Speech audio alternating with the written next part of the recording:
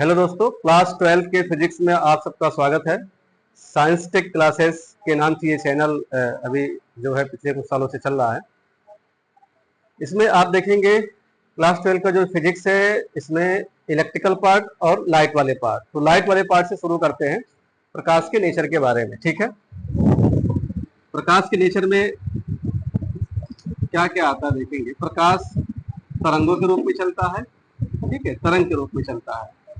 तो तरंग के रूप में चलता है तो उसके लिए हमको क्या चाहिए, है ना, प्रकाश तरंग के रूप में चलता है। तो तरंग का जो जो स्वभाव है वो प्रकाश के बारे में हमें स्वभाव चाहिए, है ना। जैसे देखिए, तरंग में क्या होता है, विवर्तन होता है। तरंग में क्या प्रॉपर्टी होना चाहिए, ध्रुवण होना चाहिए। तरंग में क्या प्रॉपर्टी होना चाहिए, व्यतिकरण होना चाहिए। ठीक है, तरंग में व्यतिकरण होना चाहिए। विवर्तन हो गया, ध्रुवण हो गया, व्यतिकरण हो गया। आज आपके जो सिलेबस में पहला चैप्टर है, इसमें आज हम व्यतिकरण की चर्चा करेंगे। इंटरफेरेंस, व्यतिकरण क्या है। ठीक, व्यतिकरण क्या है इसको जानने से पहले अब ये जान लीजिए। मान लीजिए कोई दो दोस्त हैं, ठीक है, ए है, दूसरा है बी। ठीक है, ए और बी, इसके बुद्धि विचार में अपनी एक अलग विचारधारा है, इसके बुद्धि विचार में अपनी एक अलग विचारधारा है। ठीक है, दोनों आपस में मिलते हैं तो एक नई विचारधारा का जन्म होता है। हो सकता है दोनों के विचार अच्छे मिल करके कुछ नई विचारधाराओं को जन्म दे, हो सकता है दोनों मिल करके जो नया विचारधारा बने उनको उच्चतम मार्ग पे ना ला जाके निम्नतम मार्ग पे ले जाए, यानी दोनों का ही विनाश हो सकता है दोनों मिल करके कुछ उच्चतम विचारधारा को पैदा करें, वो दोनों का ही जो है उत्कृष्ट मार्ग पे जाए, तो दोनों का तरक्की हो। ऐसे ही प्रकाशों के बारे में भी है। ठीक है, प्रकाश में भी यही सेम प्रॉपर्टी चलता है। अगर दोनों तरंगे आपस में मिल गई और दोनों जो है उच्चतम मार्ग को जाती हैं तो उच्चिष्ट हो जाएंगे, और दोनों अगर मिल करके निम्नतम गर्त में जाते हैं तो निम्नतम हो जाएगी। तो व्यतिकरण एक प्रकार की दो तरंगों के ऊर्जाओं का क्या है, मिलन है। ठीक है, अगर दोनों अच्छे उच्चतम मार्ग पे गए तो अच्छी बात है, तो दोनों का उच्चिष्ट मान आएगा। अगर दोनों मिल करके गर्त में जाते हैं तो उनका निम्नतम वैल्यू हो जाएगा। तो यही नेचर हम इसमें पढ़ेंगे। पूछा जाएगा व्यतिकरण का जो बोर्ड में आप लिखोगे उसकी परिभाषा क्या, वो लिख करके दिखाइए, है ना। तो व्यतिकरण का परिभाषा जो है आप देखेंगे, लिखेंगे आप इसमें। ठीक है, व्यतिकरण की परिभाषा के बारे में पहला, व्यतिकरण प्रकाश की एक घटना है। व्यतिकरण प्रकाश की एक घटना है, मार्कर ले बाबू, प्रकाश की एक घटना है। ठीक है, प्रकाश की एक घटना है जब एक ही आवृत्ति के दो प्रकाश तरंगे एक ही माध्यम में एक ही दिशा में चलती है। ये आपको बोर्ड की कॉपी में लिखना, इसलिए एग्जैक्ट आपको लिखवा रहे हैं। ठीक है, समझाना तो अभी आप फिगर बना के समझाएंगे। व्यतिकरण प्रकाश की एक घटना है, ठीक है, जब एक ही आवृत्ति के दो प्रकाश तरंगे, जब एक ही आवृत्ति के दो प्रकाश तरंगे, जब एक ही आवृत्ति के दो प्रकाश तरंगे, मार्कर ले आओ, दो प्रकाश तरंगे एक ही माध्यम में, एक ही माध्यम में एक ही दिशा में चलती है,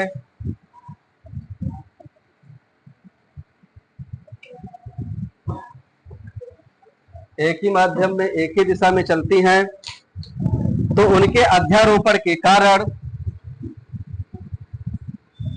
तो उनके अध्यारोपण के कारण कुछ ऊर्जा के पुनर्वितरण की, अध्यारोपण के कारण उनकी ऊर्जा का पुनर्वितरण होता है, उनकी ऊर्जा का पुनर्वितरण होता है। इस घटना को व्यतिकरण कहते हैं।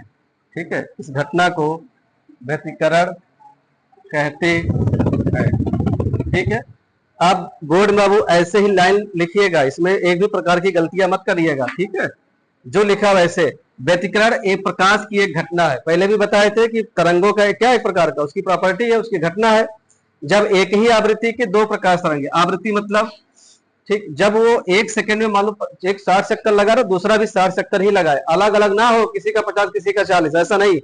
तो दो प्रकाश तरंगे एक ही माध्यम में एक ही दिशा में चले और दोनों एक ही दिशा में चलते हो, तो उनके अध्यारोपण के कारण उनकी ऊर्जा का पुनर्वितरण होता है। इस घटना को प्रकाश का व्यतिकरण कहते हैं। ठीक है, कितने प्रकार के होते हैं? अच्छा, इसमें पहले आप जो अध्यारोपण हुआ है उसका हम तरीका देखेंगे। अध्यारोपण होता क्या, सिद्धांत क्या है अध्यारोपण के बारे में। ठीक, देखते हैं बाबू अध्यारोपण क्या है। तरंगों का अध्यारोपण का सिद्धांत, ये हेडिंग डालेंगे, तरंगों का अध्यारोपण का सिद्धांत। तरंगों का अध्यारोपण का सिद्धांत, ठीक है। क्या सिद्धांत है? वही सेम कंडीशन फिर बोलेंगे। जब दो या दो से अधिक समान प्रकार की तरंगें किसी माध्यम में एक साथ संचरित होती हैं, तो माध्यम में किसी कण का परिणामी विस्थापन तरंगों के द्वारा इस कण पर उत्पन्न अलग अलग विस्थापनों के सदिश योग के बराबर होता है। देखिए, ये कह रहे हैं कि जब दो तरंगे, ठीक है, लिख लीजिए इसको भी, जब दो तरंगे समान प्रकार से किसी माध्यम में, जब दो तरंगे समान प्रकार की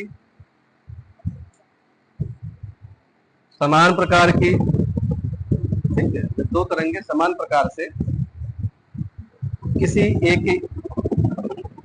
एक माध्यम से, एक चाल से, समान प्रकार से एक चाल से एक माध्यम में गति करते हैं या संचरित होते हैं, ठीक, तो इनका परिणामी विस्थापन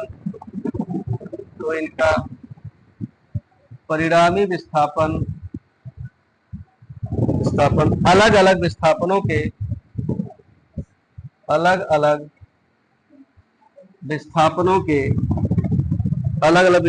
के सदिश योग के बराबर होता है। सदिश योग के बराबर होता है।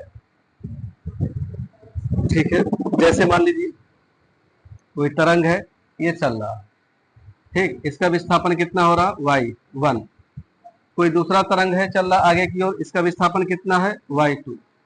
तो जब दोनों मिल करके आगे चल करके दोनों एक ही मिल जाएंगे, इनका अध्यारोपण हो जाएगा, एक दूसरे से लिपट जाना अध्यारोपण है, तो वहां पर जो इसका विस्थापन होगा तो y बराबर y1 प्लस y2 होगा। ठीक, किसी भी तरंग के लिए साइन वेव का जो इक्वेशन होता है y बराबर a1 साइन ओमेगा t, ये सूत्र होता है साइन वेव के लिए।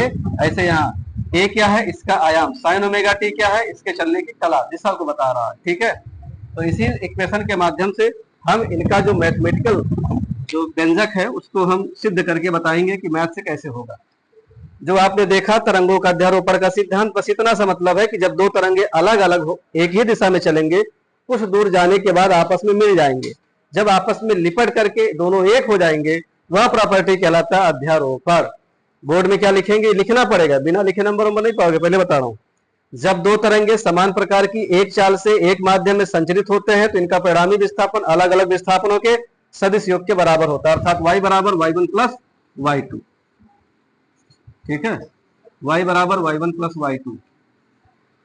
आगे देखेंगे अब इसमें, अब देखेंगे व्यतिकरण के प्रकार। ठीक है, अब आएंगे व्यतिकरण के प्रकार पर। व्यतिकरण के प्रकार कितने प्रकार के होते हैं, दो प्रकार के होते हैं। कौन कौन से? एक होता है संपोषी व्यतिकरण, एक होता विनाशी व्यतिकरण, ठीक, संपोषी व्यतिकरण क्या है, देखो, जहां पर दोनों तरंगे मिल करके उन दोनों का आयाम बढ़ जाए पहले की तुलना में, वो संपोषी, और जहां दोनों तरंगे मिल करके उनके आयाम घट जाए, वो दोनों विनाशी। ठीक है, कंस्ट्रक्टिव और डिस्ट्रक्टिव जैसे बनाएंगे। मान लीजिए यहां पर एक तरंग ये चल रहा है, ऐसे एक तरंग इसके ऊपर दूसरे की ओर चल रहा है, ये इन दोनों के मिलने के बाद एक तीसरा तरंग आ जाता है। ये पहला तरंग था, इसको मान लीजिए A1, ये दूसरा तरंग का आयाम है A2, तो देखो बड़ा हो गया इसका, यानी a बराबर a1 प्लस a2 बड़ा हो गया, ठीक है, यानी ये बड़ा हो गया इसका मान। जब दोनों मिलकर के उनका परिणामी का मान बड़ा हो जाए तो होता है समकोषी व्यतिकरण, इसकी तीव्रता भी बढ़ जाएगी, उसका आयाम भी बढ़ जाएगा।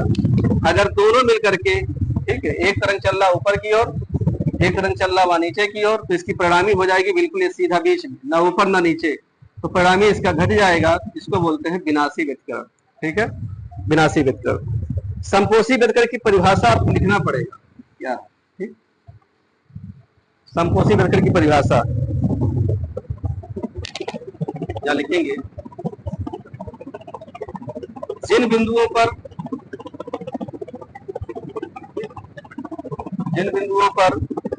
तरंगे समान कला में मिलती हैं, ऐसे आगे लिख लेना, अध्यारोपण में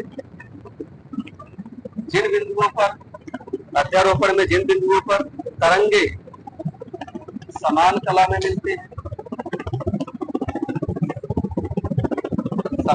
में मिलते हैं, अर्थात प्रकाश की तीव्रता अधिकतम होती है, अर्थात प्रकाश की तीव्रता अधिकतम होती है, प्रकाश की तीव्रता अधिकतम होती है, उसे समकोषी व्यतिकरण कहते हैं,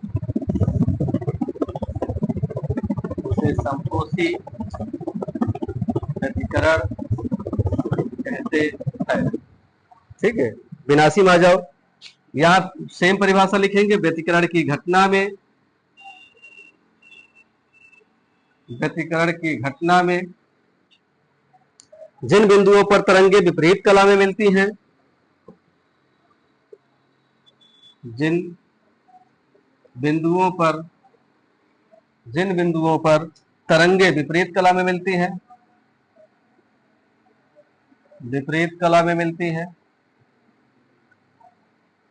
जिन बिंदुओं पर तरंगे विपरीत कला में मिलती हैं, अर्थात प्रकाश की तीव्रता न्यूनतम होती है, अर्थात प्रकाश की तीव्रता न्यूनतम होती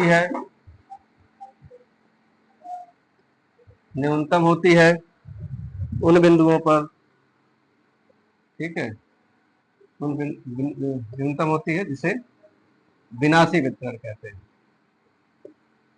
जिसे विनाशी व्यतिकरण कहते हैं, ठीक है। अब ये तो कल्पनाएं थी, बता दिया गया कि दोनों अगर आपस में मिलेंगे तीव्रता का मान बढ़ जाएगा, दोनों आपस में मिलेंगे तीव्रताएं घट जाएंगी। अब मैथमेटिकल प्रूफ करके बताना है उसको सही है कि नहीं, उसको व्यंजक निकालना पड़ेगा, ठीक है, मैथमेटिकल तरीके से आपको बताना पड़ेगा। तो यहाँ पर आपको ऐसे कहने से नहीं काम चलेगा कि हाँ जहां मिल गई वहां दोनों का मान बढ़ गया, जहां घट गई वहां घट गया, ऐसा नहीं, मैथमेटिकल फार्मूले से सिद्ध करके बताइए, तब माना जाएगा कि हाँ ये सही है, ठीक है। देखिए लिखेंगे, दो तरंगों के व्यतिकरण में परिणामी तीव्रता का व्यंजक, अगला है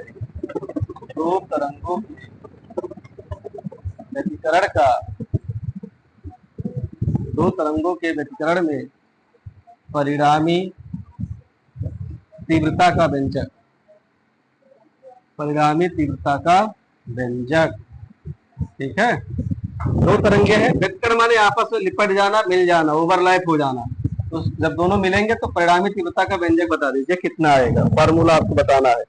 वहां सिर्फ आपको परिणामी तीव्रता नहीं ध्यान देना है, जैसे मान लीजिए ये तरंग है, आपस में चल रहे हैं, दोनों को चलने के बाद मान लीजिए आपस में मिल गए, ठीक है, मिल गए, वहां आपको ये भी बताना है, उसका आपको आयाम बताना है, उसका तीव्रता बताना है, और उसके तरंग का समीकरण भी बताना है। तो आयाम बताना है, तीव्रता बताना है, और उसका समीकरण भी बताना है, यही तीनों आपको बताना है इस व्यंजक में, ठीक है। तो हम मानते हैं जैसे पहला तरंग चलेगा, जो पहला तरंग चलेगा उसका आयाम a1 है, दूसरे का आयाम a2 है, पहले का विस्थापन y1 है, दूसरे का विस्थापन y2 है, और साइन, क्योंकि साइन वेव है इसलिए sign omega T minus kx मान लेते हैं, समीकरण नंबर 1, ठीक है।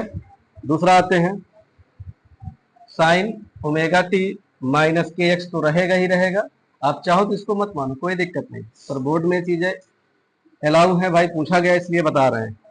मान लीजिए ये आगे है, फाई एंगल आगे है, ठीक है। फाई प्लस मतलब ये प्लस फाई मतलब हो सकता है 10 अंश, 20 अंश, 40 अंश, 50 अंश, कुछ भी हो सकता है, ये उससे आगे है। दो इक्वेशन दिया गया, दोनों आपस में मिलेंगे, मैथमेटिकल तरीके से प्रूव करके आपको बताना है।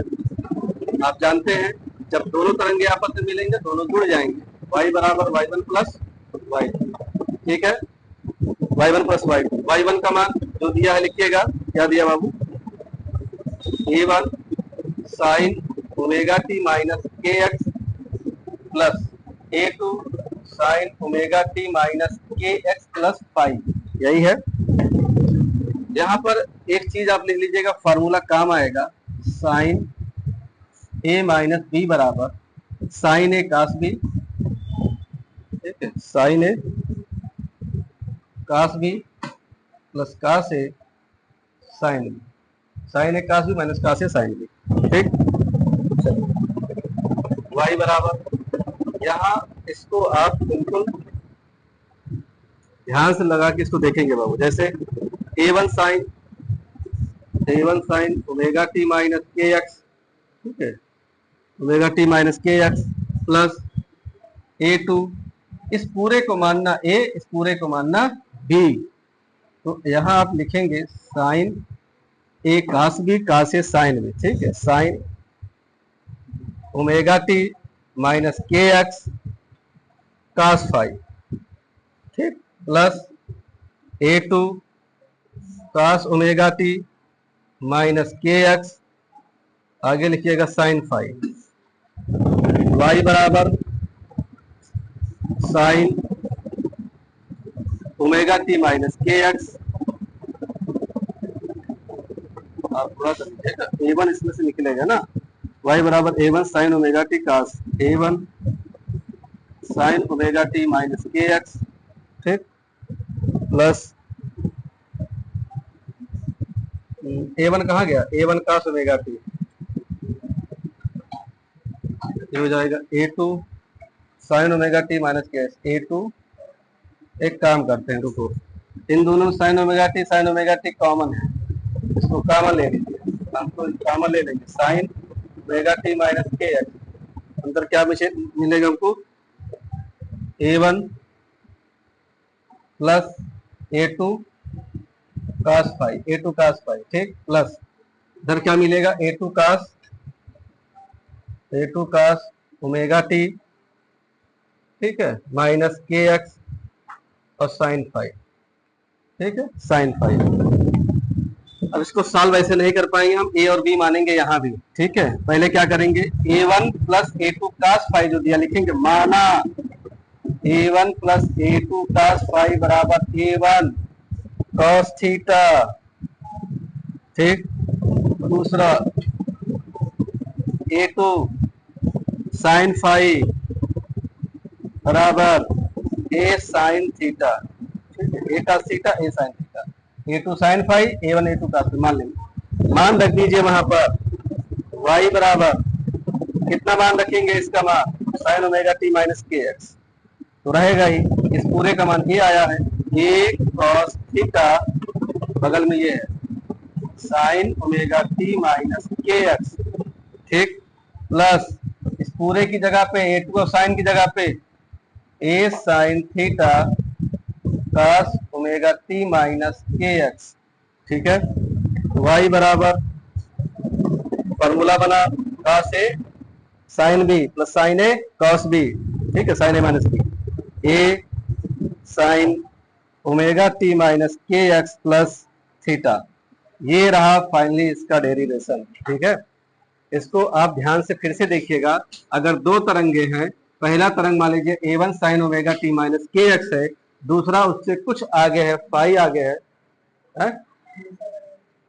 ठीक है, दूसरा मान लीजिए उससे कुछ आगे है, कहां तक नहीं आ रहा है, ठीक है, चलो बाबू,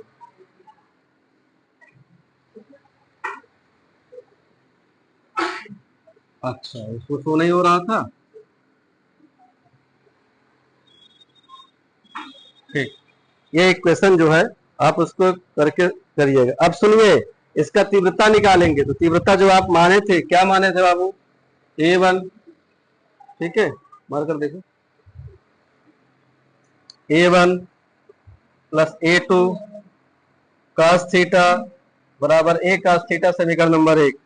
इधर क्या माना था आपने, A2 साइन थीटा बराबर A साइन थीटा, समीकरण नंबर 2। ठीक, समीकरण इसको 3 मानो, इसको 4 मानो। लिखना, समीकरण 3 व 4 को वर्ग करके जोड़ने पर,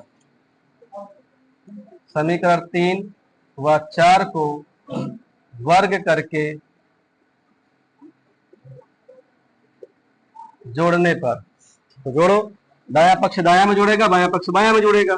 ठीक, इसको जोड़ते हैं, A1 plus A2 cos theta का whole square plus A2 sine theta का होल स्क्वायर बराबर A cos थीटा का whole square plus A sine theta का होल स्क्वायर। ठीक है, ध्यान से देखिएगा, फार्मूला इसको बनाइएगा, क्या बनेगा बाबू, A प्लस बी का होल स्क्वायर, क्या बनेगा, A स्क्वायर A2 स्क्वायर, ठीक है, cos square theta plus 2 A1 A2 cos theta plus यहाँ आ जाओ A2 square sine square theta बराबर क्या बनेगा, A square cos square theta plus A square sine square theta. दोनों में A स्क्वायर कॉमन है।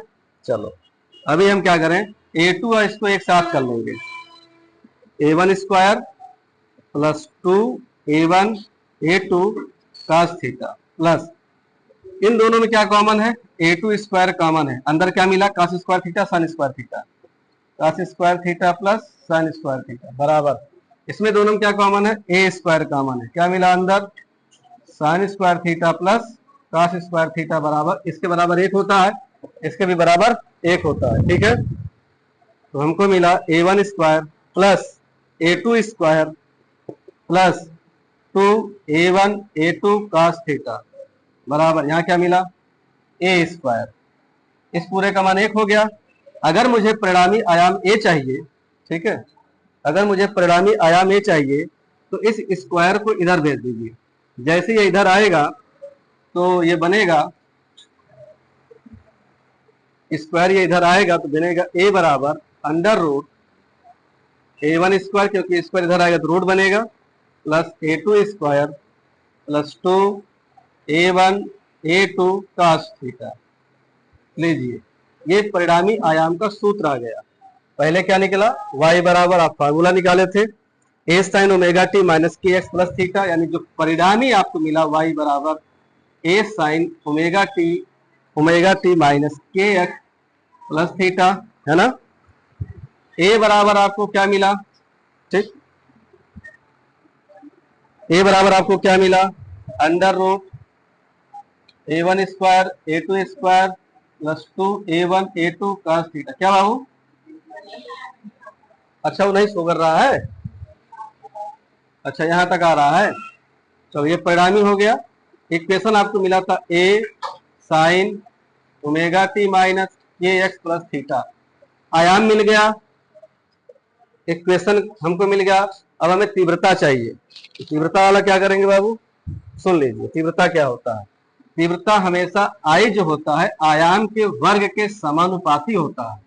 ठीक है, तीव्रता क्या होता है, जो आयाम है, जैसे मान लीजिए I है, जो I, ठीक है, I है,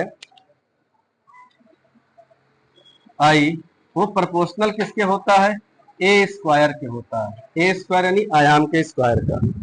तो लिखेंगे I बराबर अनुपात, ये हटेगा प्रोपोर्शनल तो कांस्टेंट क्या आएगा, अंडर रूट जो कुछ भी आया है, जैसे A स्क्वायर है बाबू, ठीक,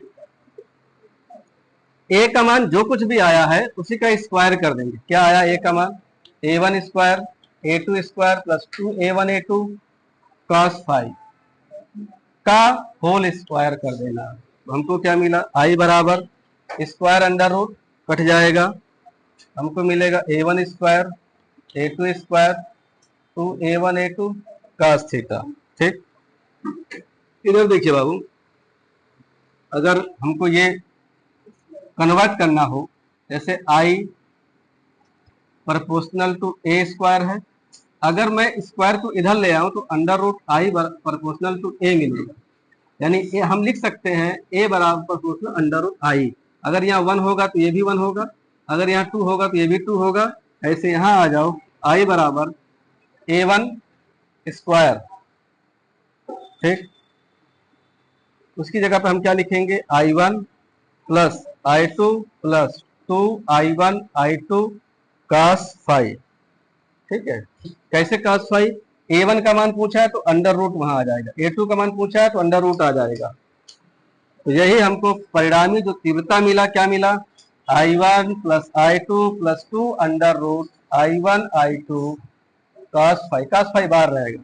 ये रहा, तीन हमें चीजें मिली। पहला क्या, y बराबर a sin omega t minus K X plus theta.